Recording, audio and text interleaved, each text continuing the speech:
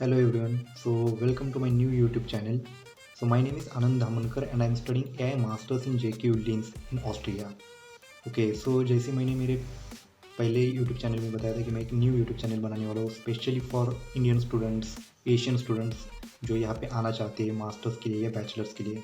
तो उनके लिए ये बहुत ही हेल्पफुल रहेगा जिसमें मैं मोस्टली इन्फॉर्मेटिव व्लॉग्स अपलोड करने वाला हूँ ताकि ऑलमोस्ट ऑल डिटेल्स आपको एक ही प्लेटफॉर्म के ऊपर मिले और ज़्यादा आपको कन्फ्यूजन ना हो। और आपको अगर कोई डाउट्स रहेंगे तो आप डायरेक्टली कमेंट करके आप पूछ सकते हो, तो आपको ये पूरा डिटेल्स हेल्पफुल रहेगा।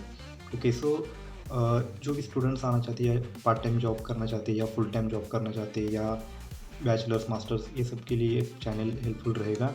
और ये चैनल के ऊपर मैं पूरा प्रैक्टिकल इन्फॉर्मेशन बताने वाला हूँ, ना कि कोई फेक इन्फॉर्मेशन। या जो भी मेरा रियल एक्सपीरियंस रहेगा, जो भी अभी तक का, जो भी मेरा इंडिया से लेके यहाँ तक आने का पूरा रियल एक्सपीरियंस मैं शेयर करने वाला हूँ। कोई ऐसा कन्फ्यूजिंग डिटेल्स डालने का या कोई ऐसा आपको मतलब ओवर मोटिवेशन ऐसा कुछ नहीं बताने वाला।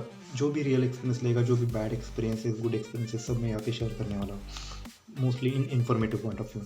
ओके, सो मुझे पता है कि ये जो प्रोसेस है मतलब इंडिया से लेके यूरोप तक, mostly in Austria, Germany, France, Italy, यहाँ तक जाने का जो प्रोसेस है वो हमें थोड़ा कन्फ्यूजिंग लगता है। मतलब हमें कुछ आइडिया नहीं रहता, या कंसल्टेंसी हम मोस्टली ज्वाइन करना अफोर्डेबल नहीं होता इन मोस्टली स्टूडेंट्स लोगों के लिए, क्योंकि उनका फीस ही 2 लाख, 3 लाख, 4 लाख से स्टार्ट होता है। तो उनके लिए ये हेल्पफुल रहेगा जिसमें मैं admission, visa, how to choose universities, jobs, part time job, full time job का अपॉर्चुनिटीज़ क्या क्या रहता है, न्यू कंट्री में सेटलिंग कैसे करना है, वो सब इसमें बताने वाला हूँ। ओके, तो ये जो चैनल का जो मेन मिशन रहेगा, ये स्टेप बाय स्टेप गाइड करने का रहेगा। मतलब प्लानिंग होम कंट्री से ही आपको कैसे प्लानिंग करना है। जैसे आप अगर बैचलर के अभी भी स्टिल बैचलर में है या अभी भी स्टिल 11th-12th कर रहे हैं, फिर भी आप कैसे प्रिपरेशन स्टार्ट कर सकते हैं। जैसे लैंग्वेजेस का हो गया या आइल्स का प्रिपरेशन, क्योंकि उसके लिए तो कोई एडमिशन की ज़रूरत नहीं, वो एडमिशन के पहले आप प्रिपरेशन स्टार्ट कर सकते हो। ओके, लेकिन एडमिशन मिलने के लिए आपको और यहाँ पे पार्ट टाइम जॉब करने के लिए वो सब आपको इंपॉर्टेंट रहेगा। जैसे आइल्स एग्जाम वो कंपलसरी रहेगा एडमिशन के लिए। जैसे पार्ट टाइम जॉब के लिए जर्मन लैंग्वेज आपको ऑलमोस्ट एटलीस्ट A1 A2, या थोड़ा अगर B1 रहेगा तो बहुत ही अच्छा रहेगा। ओके, तो उसके बाद ये जो चैनल है इसके अंदर मैं क्या क्या टॉपिक्स कवर करने वाला हूँ। मोस्टली हायर एजुकेशन के जो ऑस्ट्रिया की रूल्स एंड रेगुलेशंस है, उसमें आपको एडमिशन्स के क्राइटेरियाज, वीज़ा के बारे में, पब्लिक यूनिवर्सिटीज़, प्राइवेट यूनिवर्सिटीज़, उसके बाद स्टेप वाइज एडमिशन प्रोसेस क्या क्या रहेगा, उसके लिए एडमिशन के लिए क्या क्या डॉक्यूमेंट्स रहेंगे, वीज़ा के लिए अलग डॉक्यूमेंट्स क्या क्या रहेंगे, RP अपॉइंटमेंट उसके लिए क्या क्या डॉक्यूमेंट्स रहेंगे। क्योंकि यहाँ का जो सिस्टम है ना, बहुत डॉक्यूमेंटेशन होता है यार। मतलब इंडिया में अभी ऑलमोस्ट डिजिटल हुआ है, लेकिन यहाँ पे अभी भी पुराना इस ज़माने का जैसे फॉलो करते थे वो वैसा ही फॉलो कर रहे हैं यहाँ पे। अभी तक कोई मतलब ऐसा डिजिटल डॉक्यूमेंटेशन फॉलो नहीं करती, पूरा पेपर बेस्ड डॉक्यूमेंटेशन रहता है यहाँ पे। उसके बाद जर्मन लैंग्वेज के प्रोग्राम, इंग्लिश लैंग्वेज के प्रोग्राम, मोस्टली हमें इंग्लिश टॉप प्रोग्राम कैसे चूज़ कर सकते हैं, ट्यूशन फीस क्या है, लिविंग कॉस्ट क्या है, ये सब के ऊपर मैं इन्फॉर्मेटिव व्लॉग्स बनाने वाला हूँ।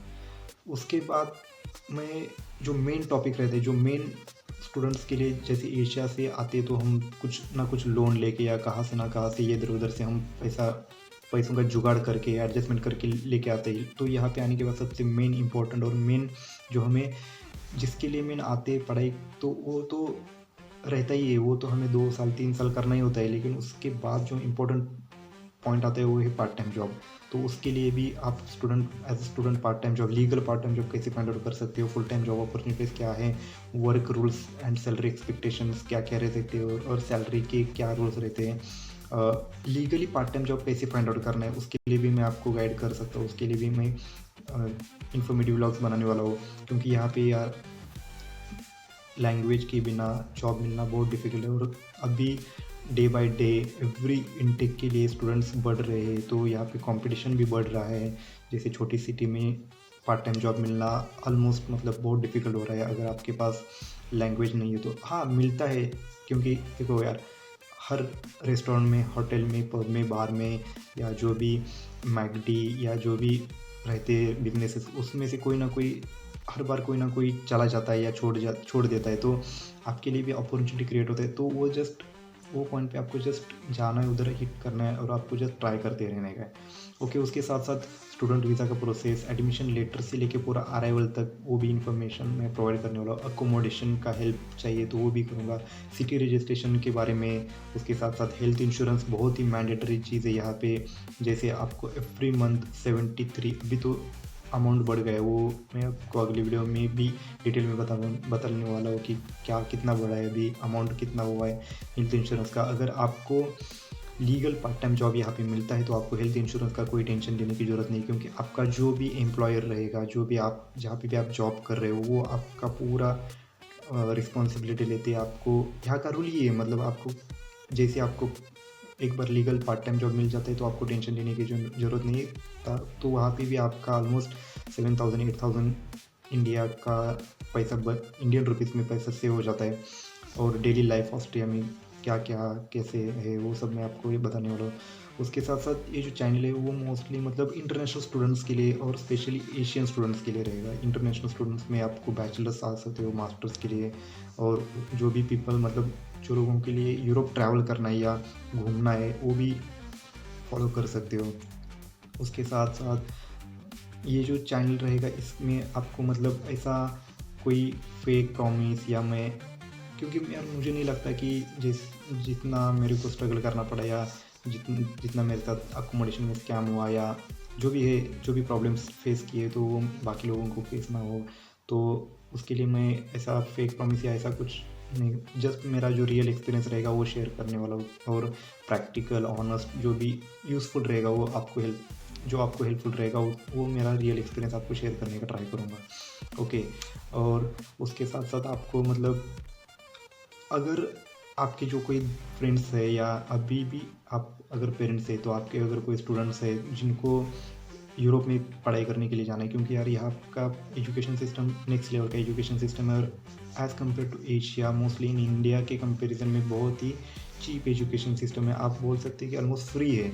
आपको जस्ट जो एक्सपेंस करना है वो आपके लिविंग एक्सपेंसेस, मतलब जैसे यहाँ पे अकोमोडेशन, फूड, ट्रांसपोर्टेशन, इसके ऊपर ही करना है। ट्यूशन फीस तो ऑलमोस्ट ना के बराबर है, बहुत ही कम सेमेस्टर फीस रहता है। वो क्या रहता है, कितना रहता है, वो भी मैं आगे आगे बताने वाला हूँ।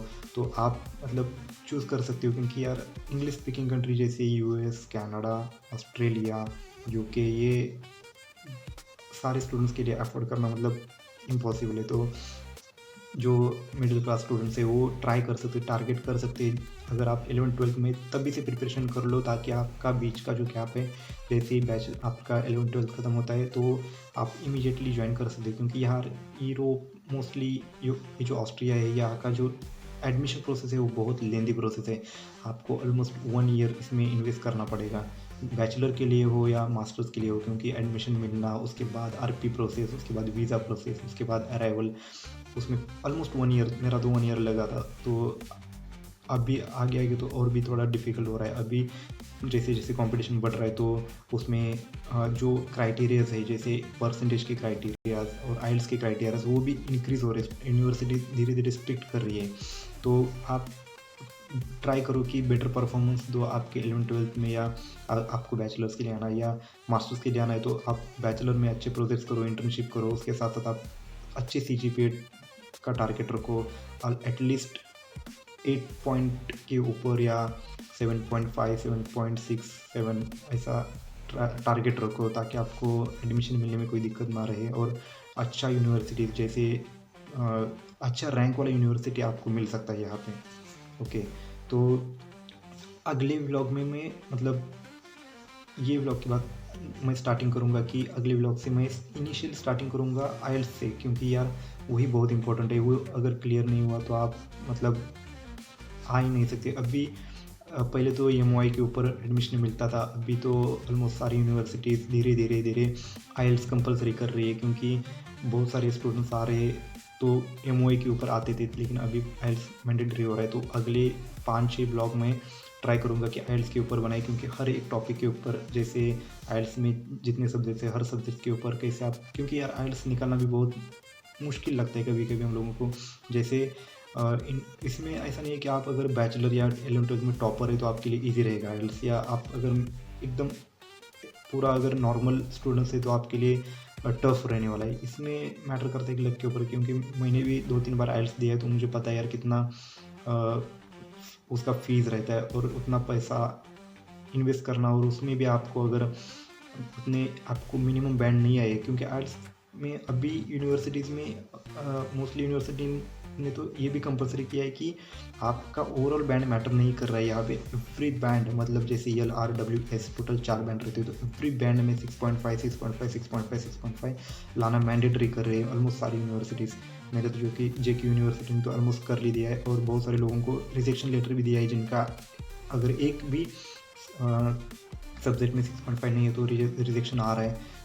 तो आप अभी से प्रिपरेशन कर लो, क्योंकि यार मैंने भी खाली एक बैंड के लिए, जैसे आइल्स में रीडिंग बैंड रहता है, उसमें मेरे को हर बार कम मार्क्स आ रहा था। जैसे मैंने, हाँ देखो, यूके के लिए मैंने स्टार्ट किया था, तो यूके में थोड़ा उधर चलता था, उधर कितना भी रहेगा आपका, अगर ओवरऑल बैंड देखते हो वो लोग तो उसके ऊपर एडमिशन मिल जाता है। लेकिन क्योंकि उधर वो आप 15 लाख 20 लाख फीस भी भरते हो, तो उसमें कोई मैटर नहीं करता। लेकिन ये जो यूरोप, मोस्टली ऑस्ट्रिया हो गया, जर्मनी हो गया, यहाँ पे आपको एवरी बैंड में आपको परफॉर्मेंस देना है, एवरी बैंड में आपको टारगेट रखना है कि 6.5 के ऊपर आना है, और ओवरऑल बैंड जो है आपका एटलीस्ट 7+ आएगा, तो आपको एडमिशन मिलने के चांसेस बहुत अच्छे रहेंगे।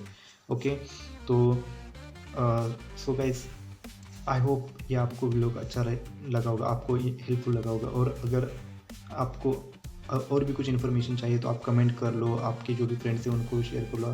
अगर आपको ये व्लॉग अच्छा लगे तो don't forget to like share and subscribe, ताकि मुझे मोटिवेशन मिले तो मैं और भी न्यू व्लॉग बनाऊँ। तो गाइस, मिलते अगले व्लॉग में, तब तक के लिए बाय, थैंक यू।